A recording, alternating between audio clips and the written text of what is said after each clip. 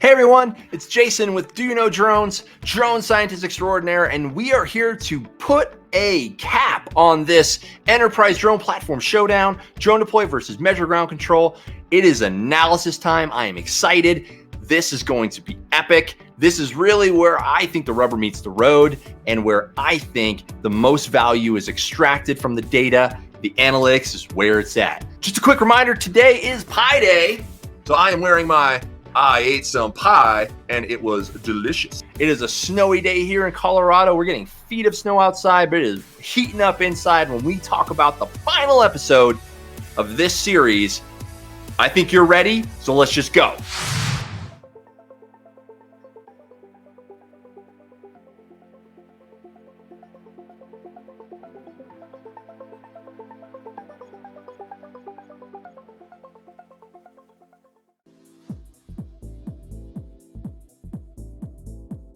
All right, let's talk about analysis and measure ground control.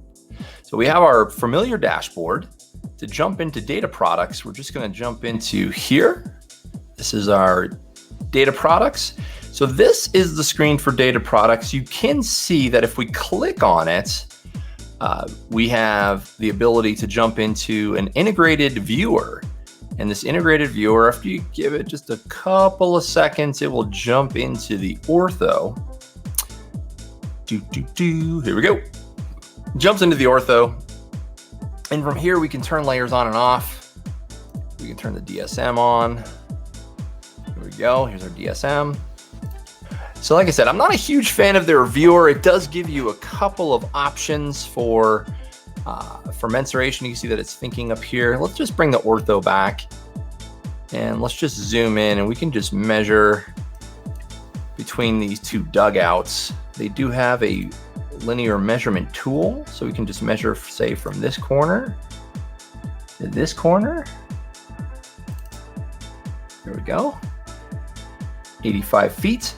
So in this particular viewer, it's just meant for just that quick and dirty markup. You can measure lines and areas, and really that's all it was designed to do. You can see that we can add an area to this. We can put it in square feet or square meters. And really that's kind of the extent of what you can do within this viewer. You can also download the products directly from here.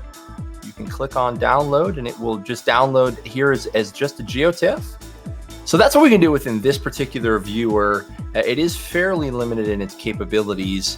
So let's go ahead and back out and we'll take a look at the other option that we have. Right from this screen, we can download data products. We can download the ortho, the DSM, the contour shapefile, the mesh bundle, and even if it was a multispectral mission, the reflectance data. Here, what they really want you to do is, so we can copy the Pix4D share link. We can also view in Pix4D, which is what I'm going to do now. So it is going to take us into Pix4D Cloud. Much more responsive, because obviously this is where the data was processed. This is where the data is housed and it's sending the data back and forth to the measure ground control viewer. So I would probably do everything that I need to do for visualization and sharing and analysis directly within this Pix4D Cloud viewer. So you can see that we have a few different items that are available to us. We can add layers, we can add annotation groups, we can just add annotations here, right? So we have this same menu. Measure a distance or an elevation, an area, a volume, add a marker, or inspect. We have these same options over here in this toolbar. So let's just go through these real quick. So I can measure a distance. Let's just measure the same distance we were measuring before from this dugout to this dugout. There we go. And here we have a couple of more options. Obviously, we can name this dugout to dugout. We can give it a description. We can change its color to make it either more viewable or just more palatable. We can see that it has a 2D and a 3D length, because if there was any sort of terrain or elevation in here, you can see there's just a slight amount between this dugout to dugout. That'll give us that difference in 3D space. So it'll drape that line along the terrain. Same with this elevation. You can see that there's only a small elevation difference, and it also gives us the slope. which we can also get as a percentage. Here we can also generate an elevation profile. So that's handy. So we can see that there is a slight uptip, and it does go along. You can see that it does slide along the area, right? Slides along the line. You can see that black dot sliding along the line. So you can see the elevation along that line. And you see it only goes up by just a little bit. So there's really not a whole lot there. The other thing we can do from here is we can actually create snapshots, and it'll create that snapshot JPEG. We can reset. We can recenter and reset the map. And we can zoom into that particular annotation, which is helpful.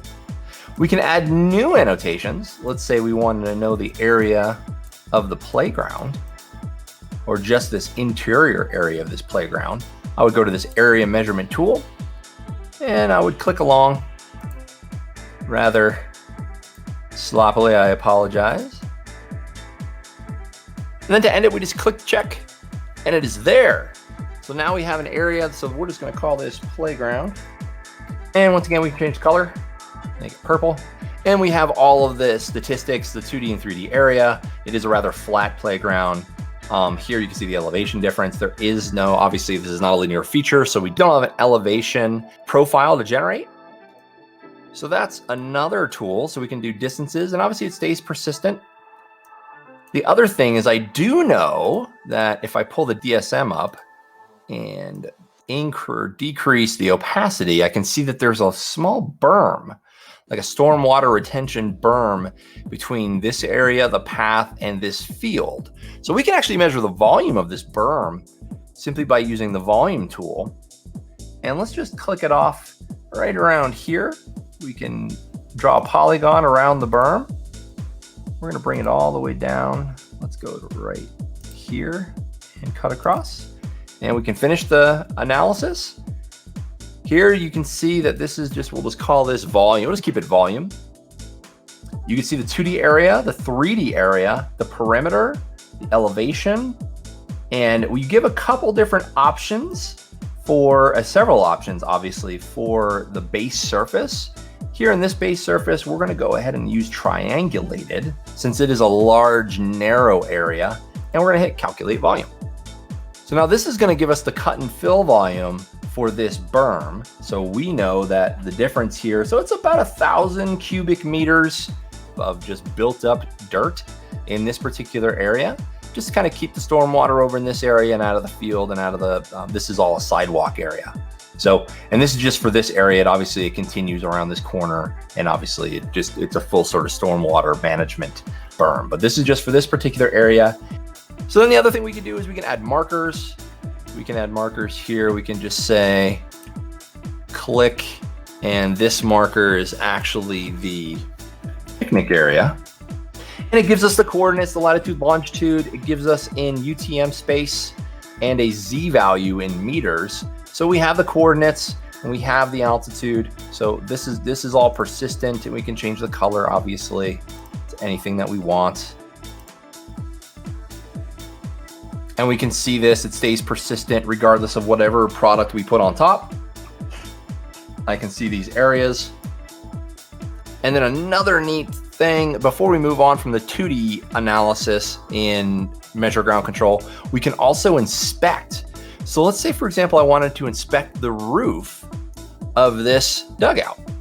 I can just use the inspect tool, click a dot, and what it's gonna do over here, it is going to pull up an inspection workflow where I can pull up individual images of this. So I can different view angles from different passes, every image that is in that area. So,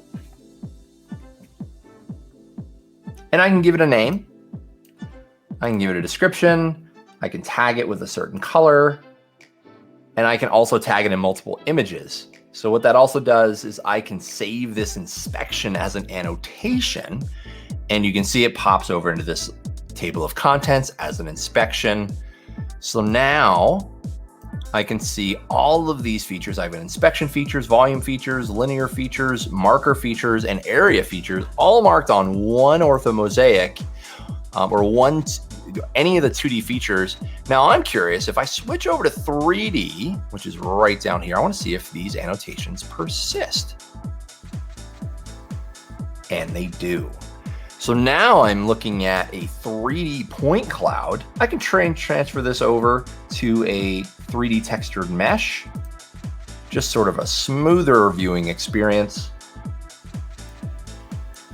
And all of these features stay persistent. And I can see, obviously, if I take a look at the volume feature, I can see that it actually has, oh, look, see, I can see the cut and fill difference. It does populate that with a red and blue map, a pretty common red and blue map. So I can see the cut versus the fill. The fill would be the blue, the cut would be the red. And I can see the volume difference between them. And I can do the same thing, but looking at these individual features, I can pull them up individually, pull up the markers, and everything stays populated in 3D space. Other thing I can do is I can do 3D measurements. So let's say I wanted to do this particular. Obviously, this was not necessarily made for 3D features. I'm just demonstrating a point, but I can now pull this line between these two edges, generate an elevation profile, and we should see that it has the overview of this roof. You can see I can move along it. I can see its 2D length. I can see its 3D length. And I can see its slope, kind of total slope.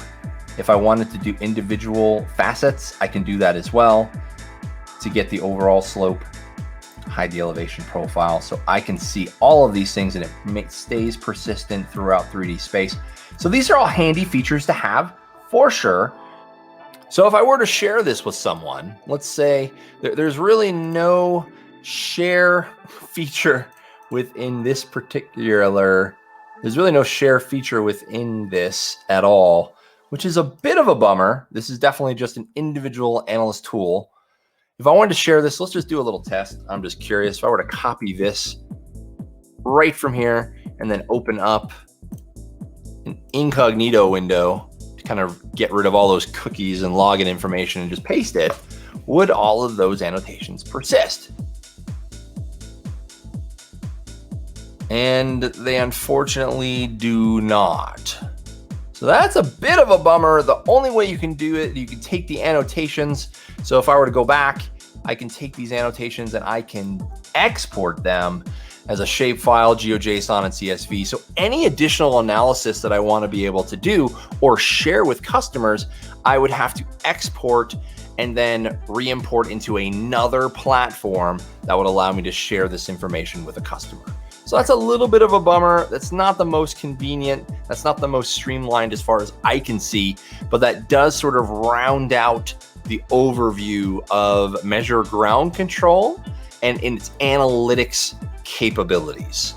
So up next, DroneDeploy.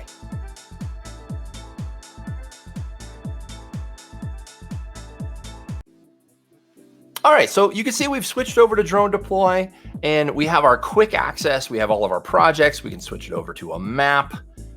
In this case, we'll just go back to the list. I'm gonna dive into the same project area, Village East Park, the same collect. You can see I have a date selector. I did just for fun, I did collect another data set. This was just an upload of the sort of the bad DroneDeploy data set. So this data is actually not very good, but you can see in Colorado that we lose our snow very quickly from one day to the next. And I can also do a quick compare. That's a handy feature. The one thing that's really neat, you'll notice that, I'll just zoom in, like I said, don't mind the quality necessarily, but you will notice that DroneDeploy actually does a feature, it does the feature matching, and it also uses that feature matching to align two different maps to each other. So there were no ground control points here at all. and no checkpoints. This was not an RTK or PPK system. And you can see the alignment between the two missions is actually pretty spot on. So that is a very nice feature to have. So there's a couple more features that are available here, and actually more than just a couple. This is gonna take a little while because DroneDeploy actually has a lot of features for analytics, and it is just absolutely incredible what you can do with this. We're not gonna dive into every single thing. I think we may have a separate video that'll go deeper into the analytics in DroneDeploy, but I wanna just give you some high level overview. Let's say, for example, I have project files. You'll notice that I have sort of all of the same tools available for location, distance, area, volume, and count. This is actually a count and not just a marker. And I can also do an inspection. So inspection is up here. It's not in this tool. I would like to see it over here, honestly. And if they also have this stockpile AI, they do have some machine learning that they do. We're not going to necessarily dive into the machine learning either, but they do have some algorithms that are available that take advantage of machine learning, whether it's segmentation or object detection. There's a lot of different things that they're working on, trying to keep it the sort of the best and brightest Cadillac solution out there. So obviously I can mark locations. I can do the same sort of marking, right? Great, fantastic. It gives me the coordinates, it gives me the elevation. It even pulls up images of this location. So if I pull up this image, interestingly enough, I can now track issues directly from this tool. So let's say, for example, I know this is snow. I'm just gonna go ahead and drag around this snow. Just like that. I know it's snow. It's really, we'll call it debris. It's really not debris, it's just snow. And we can save it. Great, fantastic. What's interesting is this actually creates an issue, an open issue that it can be shared. And I can look at all of the images that have this in its area of interest, just to verify from different directions, just to verify that the issue still persists. So that's a pretty handy feature. So another interesting thing you can do is you can add project files. Project files are very helpful if you want to add additional layers onto a map. In this case, I've already preloaded two. I've added parcels, downloaded from the county GIS website. You can see that those parcels come in. This is a zipped shape file. I can change the color. I want to make it cyan, or in this case, I kind of like it yellow, so I'll keep it yellow. And I can get rid of them there. And I can also, if I have like big site maps, PDF, static maps, I can add those static maps. So if I zoom out, you can see that I've got this area of parcels that stays persistent. And then if I click this static map actually comes on as well. This is just a PDF that I downloaded as a static map with transparent areas. And I can see that it is a low resolution. So if I zoom way out, you can see even more. It's the entire county, and this is just one area.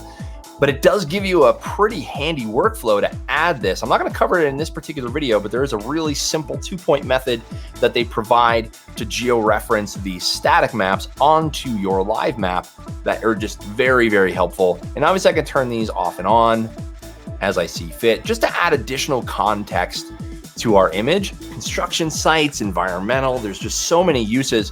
This is becoming more and more of sort of a full-blown GIS that'll allow you to do some real analytics directly within this workflow. So I'm pretty impressed with this. I don't have to take it out to add these layers. I can add these layers as I see fit, as I add annotations. I can also still measure distances. Let's go ahead and go through the same workflow that we did in measure ground control. Like I said, apples to apples, very important.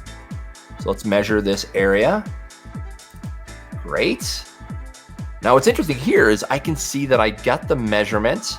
I also have the height difference, the slope, and I can see the elevation profile without creating a new one.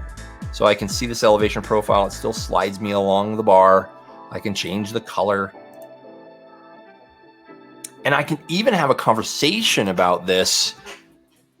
So I can name it, call it dugout to dugout. We can even have a conversation about this annotation, and anyone that I share it with DroneDeploy, usually I share this, will see this annotation and it's shared along with it.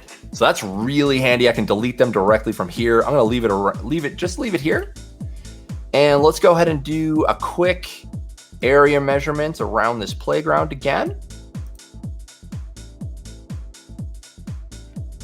There we go. Area and surface area automatically populate. And once again, I can still have that conversation. I can change the color. I can do all of these things directly within this interface. So let's do that volume measurement again. Remember, we did that volume measurement in the other one. Let's take a look at their interface. What I'm going to do for this is I'm going to turn on elevation. That's going to help me visualize this. And one more thing that I can do is I can also turn on terrain only. Watch what happens to the picnic area when I turn on terrain only. So this is a digital surface model. Now I'm going to look at a digital terrain model. And now all of those vertical features are gone. So now this is just ground level features. I can clearly visualize this stormwater berm. And let's go ahead and just digitize that volume. Just about the same way that we did in measure ground control. Only in measure ground control, we're working off of a DSM, the digital surface model, which in this area is exactly the same.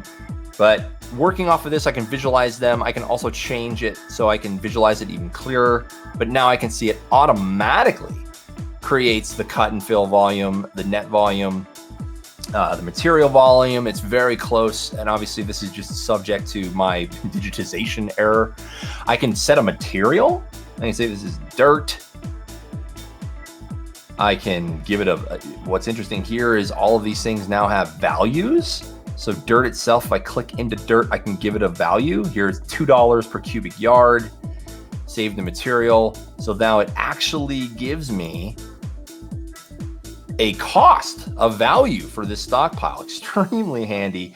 I can say where I'm pulling it from. In this case, since I digitized it from the digital terrain model, I'm going to say take it from the digital terrain model and not the digital surface model.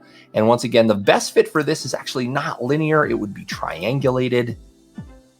And I expected that value to go up just as before. It even gives me a mask since I have a density of the dirt. All of this is editable. And I can just call this stormwater berm. Once again, can still have a conversation. So all these features stay persistent. Now, one thing that we can also do is we can use DroneDeploy to count. So that is a unique thing. There's not a lot of things to count necessarily in this image. I'm going to turn the elevation off and just count buildings. There are a little restroom. I won't count the playground features, but those are the 4 buildings in this park. So if you mess up, you can also come back and delete the features. I can also take these features and take a look at all of the annotations. I can see that I have my volume, my area, my distance, and my location feature. In this case, I didn't give this one a name, so I'm just going to go back in. Picnic area. I can go back, and once again, I want to start counting the buildings. So I'm going to count 1, 2, 3, 4. Updates the count and the quantity automatically. Buildings, I can have a conversation. I can add images of those buildings.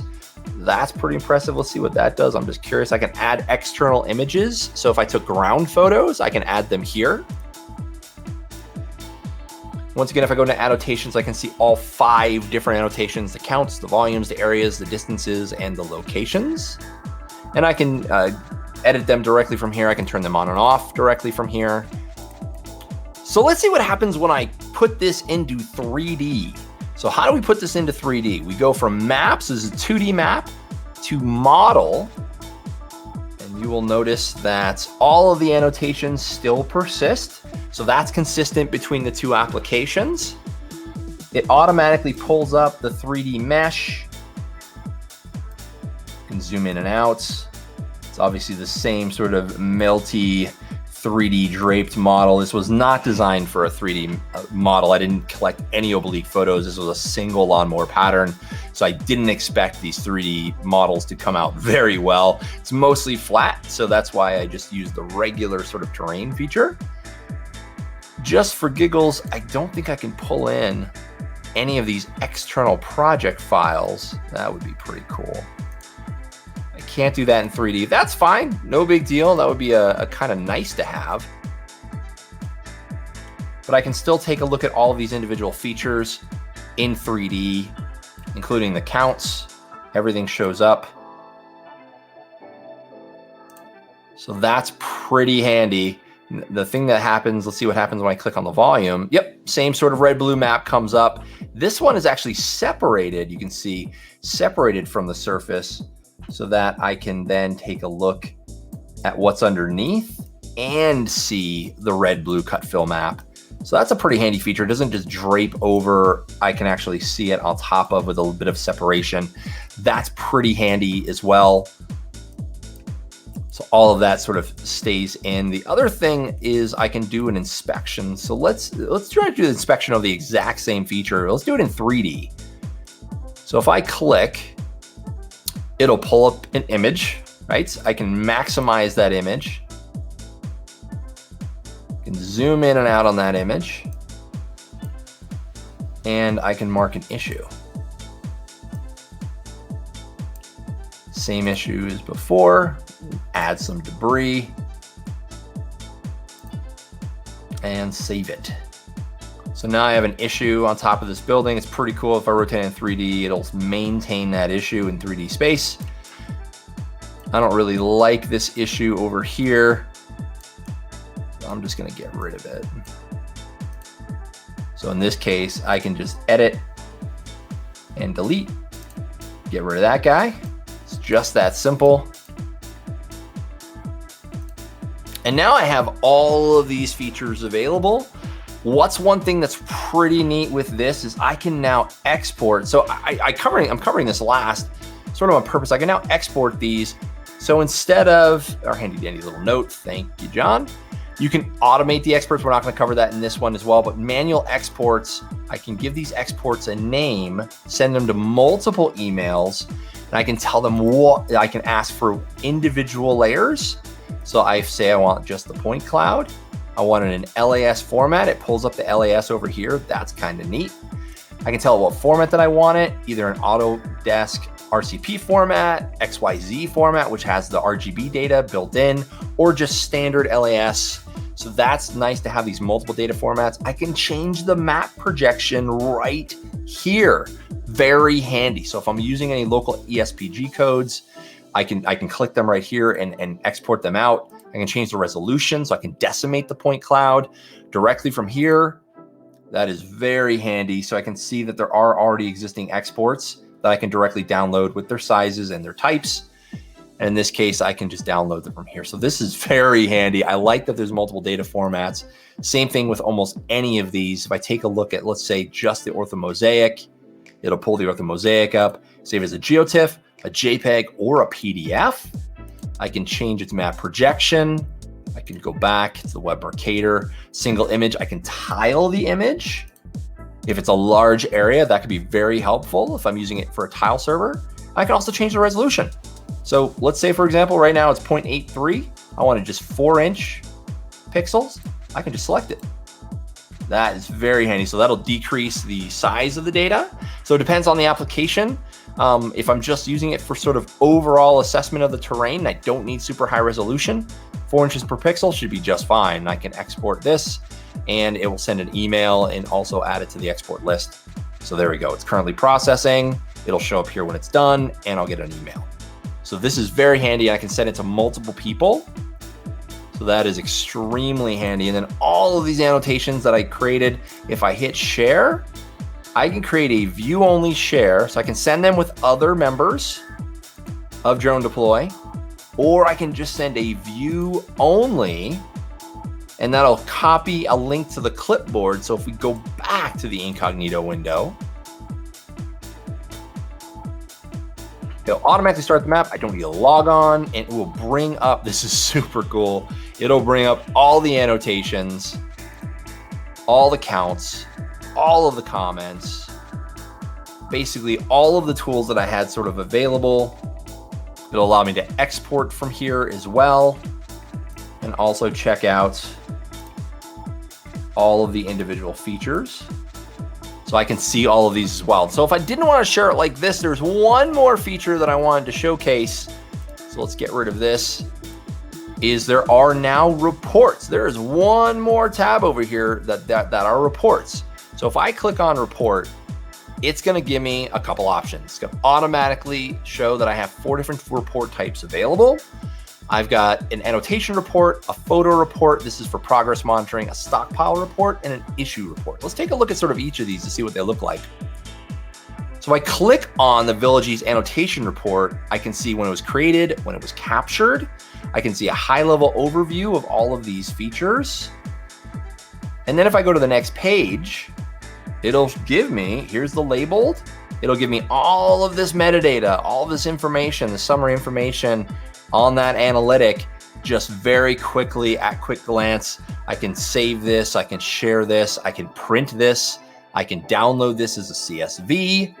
There's lots of things that I can do directly from here that are very helpful. Let's take a look at the next report. There is no photo report, so we'll skip that one. Let's look at the stockpile report. So this is now just for stockpiles. If I don't want to look at all annotations and just look at stockpiles, then I can do that here. And notice all of this information is available by material if it was marked. Stockpile number, its net cut volume, mass, and volume, all there. If those are set, it'll calculate them all out. So that is very handy. And then the same thing for this issue report. There we go. Pulls up the issue report.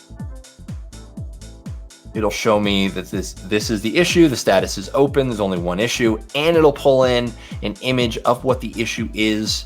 So that is very handy. So there's all of these types of these reports that are available. I can present them from here. I can share this directly from here. There's just a lot of things that I can do. You notice that you can do this for individual. So this, I didn't create any issues on this data set. I created them on this data set, which is the data set that was the high quality data set. So all of this is available. This is all super neat. And then let's not forget, if I go back to explore, don't forget, I have all of these tools, these app market available. So if I take a look at the app market, let's take a look at that real quick. I can now see that I have all of these apps available. I can take a look at that by type. Let's take a look at these analytics and reporting. I can do all of this type of analytics, quick overlays. All of these are available. Some of them are free. Some of them have additional costs or in-app purchases. And I can add all of these to this particular project and just extremely helpful. So just for fun, I went ahead and I haven't received it back yet, but I did create this Opti service water flow analysis. It's an offline process. It basically gets delivered back to the inbox in 1 business day. It is free for the first project, so I said, why not? So what it does is it sends the ortho and the point cloud to OptiService water flow analysis to OptiSurface to generate the water flow analysis. So past depression areas, storm velocity, and depth. Those are all really neat if I'm doing sort of park analysis or water pooling or in an ag field or environmental monitoring. So just additive value on the analytics space. Obviously your mileage may vary, and don't forget it's garbage in, garbage out. So if you have to have you need to have good data going into this analysis to be able to trust the data coming out. So as far as terrain, this data should be very spot on because it was flown with high overlap and at a decent altitude. So that kind of rounds out what you can do with DroneDeploy. So there's a lot of more features available here. I can share it with all of this annotation, with everything saved with a user that is not on DroneDeploy. That is critical if I need to be able to share this with a customer and they're not DroneDeploy users. So that's extremely handy, and it gives them everything. I don't have to pull anything out of the platform. I like that overall user experience. So this is pretty impressive. I do like DroneDeploy, and just for fun, there's other things that you can learn. One thing I didn't compare directly, but I'm just gonna add it here at this end, is there's the DroneDeploy Academy, and Measure Ground Control has webinars. So webinars, and they've scheduled webinars. But one thing that I found very interesting is this DroneDeploy Academy. This obviously will sort of walk through some fundamentals. I went ahead just for fun. I went through all of these and became a certified fundamental analyst by going through hours of these courses. They're very well done. I was very impressed with it. and you can even get this shareable certification at the end. Yep, you're a rock star, fantastic. It does send this out to you. So this is pretty handy, and I was very impressed with the level of detail that they go into. It is obviously platform dependent, but a lot of what they cover can be easily taken into any of the other drone platforms and apply them for best use. So that's all that I wanted to cover for DroneDeploy Measure Ground Control for analysis. So now we're going to get into the ratings.